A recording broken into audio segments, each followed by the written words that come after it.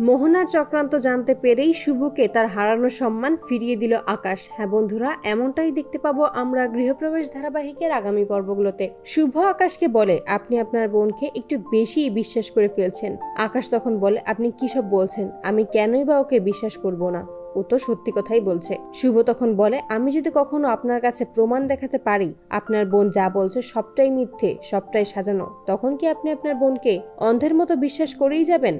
আকাশ তখন বলে, সেরকম কিছুই হবে না। আমি জানি আমার বোন এরকম একটা বিষয় নিয়ে কখনোই মিথ্যে বলবে না। শুভ তখন সেখান থেকে চলে আসে এবং ছদ্মবেশে রায়বাড়িতে উপস্থিত হয়। সেখানে সে নিজের পরিচয় দেয় স্টেফেনির বোন। সেখানে এসেই মোহনার উপর নজর রাখে এবং মোহনাকে ফলো করেই ডক্টরের চেম্বারে পৌঁছায়। সেখান থেকেই মোহনার বিরুদ্ধে প্রমাণ জোগাড় করে এবং সেই প্রমাণ নিয়েই আকাশের কাছে উপস্থিত হয়। শুভ আকাশকে বলে, আমি বলেইছিলাম আপনার বোন সবটাই নাটক করছে। আদিকে আমার থেকে কেড়ে নেওয়ার জন্যই এমনটা করেছে, শুধুমাত্র আমার সাথে চ্যালেঞ্জে জেতার জন্যই এরকম একটা মিথ্যে চক্রান্তের সাথে জড়িয়েছে নিজেকে। এই দেখুন তার প্রমাণ। এই বলেই মোহনার মিথ্যে প্রেগন্যান্সির রিপোর্ট আকাশকে দেখায় এবং এটা দেখেই আকাশ চমকে যায় এবং বুঝতে পারে সে শুভর সাথে কত বড় অন্যায় করেছে। সে শুভকে কটু কথা শুনিয়েছে। তখনই শুভকে নিয়ে রায়বাড়িতে হাজির হয় এবং সেখানে এসেই নিজের বোনকে টানতে টানতে বাড়ি থেকে বের করে দেয় এবং সকলের কাছে ক্ষমা চেয়ে শুভকে তার হারানো সম্মান ফিরিয়ে দেয়। তো বন্ধুরা, তোমরা এটাই তো চাও যেন এভাবেই মোহনার চক্রান্ত জানতে পেরেই আকাশ শুভকে যেন